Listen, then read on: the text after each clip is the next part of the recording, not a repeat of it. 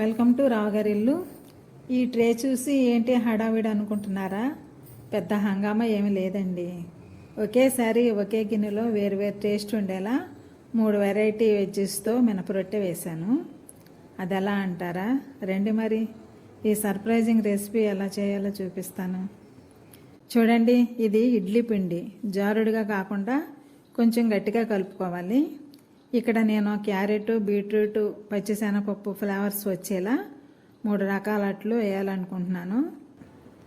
దానికి తగినట్లే 1 table spoon carrot తురుము, 1 table spoon beetroot తురుము, 1 టేబుల్ స్పూన్ పచ్చిశనగపప్పు 1 గంట ముందు నానబెట్టుకున్నాను. 1 టీ స్పూన్ జీలకర్ర, రుచికి సరిపడా సాల్ట్ తీసుకోవాలి. మనం రొటీన్గా వేసుకునే స్టఫ్ను కూడా తీసుకున్నాను. కొద్దిగా కొత్తిమీర, 1 పెద్ద ఉల్లిపాయ, 4 పచ్చిమిర్చి, 1 ఇంచు అల్లం ముక్క ఇలా చిన్నగా కట్ చేసుకోవాలి.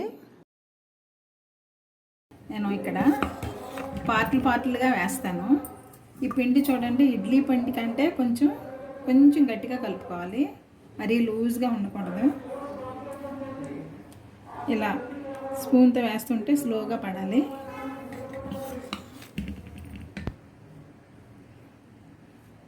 ఇది ఆల్రెడీ ముందు ఉప్పు కలిపి రుబ్బేశాను. చూడండి, ఏ వెరైటీతో ఎంత అట్టు వేయాలనుకుంటున్నారో దానికి తగినట్టుగా పిండి తీసుకోవాలి. ముందుగా శనగపప్పు వెరైటీకి పిండి రెడీ చేద్దాం. 1 గిన్నెలోకి కావలసినంత పిండి తీసుకొని దానికి శనగపప్పు, కొత్తిమీర, ఉల్లిపాయ, మిర్చి, అల్లం ముక్కలు, కాస్త జీలకర్ర వేసి బాగా కలిపి పక్కన పెట్టాలి.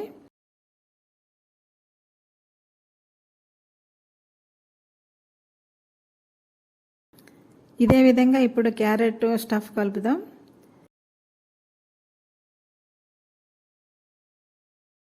ఇప్పుడు బీట్రూట్ విషయానికి వద్దాం.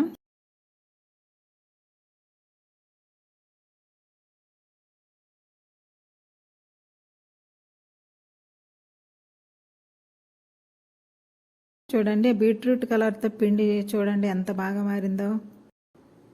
చూడండి, పిండి వెరైటీలు సిద్ధం చేసుకున్నాక ఎత్తు తక్కువ పాన్ కానీ, బాండీ కానీ, గిన్నె కానీ తీసుకోండి. నా దగ్గర పెద్ద పాన్సే ఉన్నాయండి, అందుకని చిన్న సైజు గిన్నె తీసుకున్నాను. చిన్న గిన్నె ఎందుకంటే తక్కువ పిండి కాబట్టి. మీరు పెద్ద మొత్తంలో పిండి కలిపితే పెద్ద పాన్ అవసరం అవుతుంది. చూడండి, గిన్నెలో తగినంత నూనె పోసి కాస్త వేడి చేద్దాం. గిన్నె అంచెలకు కూడా నూనె రాయాలి, లేకుంటే అట్టు తీసేటప్పుడు కష్టమవుతుంది. ఇప్పుడు పిండి సర్దుదాం. ఇది కాస్త జాగ్రత్తగా చూసుకోవాలండి. మనం వేసే వాటర్ మధ్యలోకి చేరి కలిసిపోకుండా చిన్న గ్లాస్ పెట్టి దానిలోకి సగం వరకు నీళ్లు పోయాలి. కేర్ఫుల్గా పిండి ముద్దను సర్దుకోవాలి.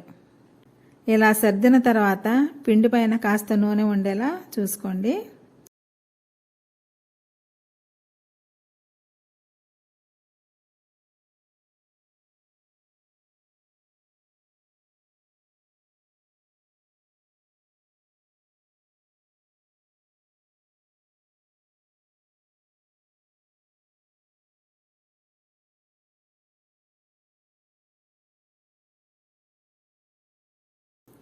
ఇప్పుడు ఈ గిన్నెను స్టవ్ మీద పెట్టాలి.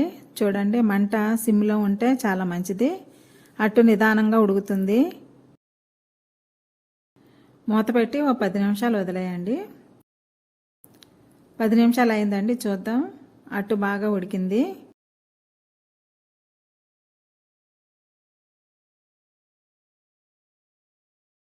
స్టవ్ కట్టేసి మూత పెట్టి 5 నిమిషాలు ఇలాగే వదిలేయాలి. గిన్నె కాస్త చల్లబడిందండి, అట్టును తిరిగేద్దాం. గిన్నె అంచెల వెంబడి చాకుతో ఇలా వేరు చేయాలి. అట్టు తీసేటప్పుడు ఈజీగా వచ్చేస్తుంది.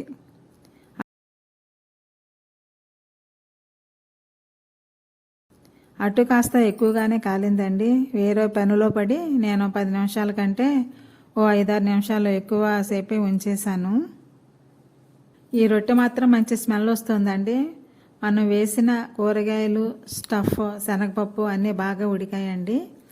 ఈ అట్టును తిరిగేసి మరోసారి కాల్చక్కర్లేదు, మూత పెట్టడం వల్ల బాగా ఉడికిందండి. చూడండి, ఇప్పుడు మనం వేసిన వెరైటీలు చొప్పున రొట్టె కట్ చేద్దాం. కాస్త బ్రౌన్ షేడ్లో ఉంది కదండి, అది బీట్రూట్ వెరైటీ.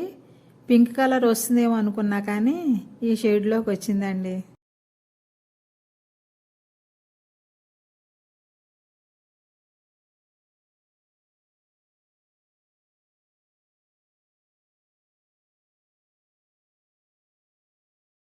ఇంట్లో పిల్లలు పెద్దల టేస్ట్ ఒక్కొక్కరిది ఒక్కోలా ఉంటుంది.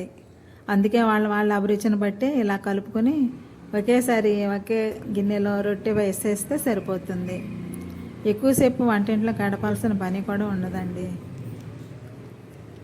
నేను చూపించిన వెజ్ వెరైటీలే కదండి, మీకు నచ్చిన మరేదైనా కూరగాయ పండ్లు ట్రై చేయొచ్చు.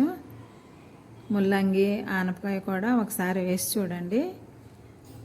పండ్లు అంటే ఆపిల్, పైనాపిల్, దానిమ్మ కూడా స్టఫ్లో కలపచ్చు. ఈ రొట్టెకు కాంబినేషన్గా అల్లం చట్నీ, మామిడికాయతో చేసిన పచ్చడి ఏదైనా బాగుంటుందండి. కాస్త నెయ్యి, కారపొడి చల్లుకొని తింటే ఇంకా బాగుంటుంది. మార్నింగ్ బ్రేక్ఫాస్ట్, ఈవినింగ్ స్నాక్స్లా కూడా అందరికీ నచ్చుతుంది ఈ రొట్టె. మరి ఈ హెల్తీ రెసిపీ మీరు కూడా ట్రై చేసి ఇంట్లో వాళ్ళకి సర్వ్ చేయండి. ఈ వీడియోను లైక్ చేయండి, షేర్ చేయండి, వెంటనే సబ్స్క్రైబ్ చేసుకోండి.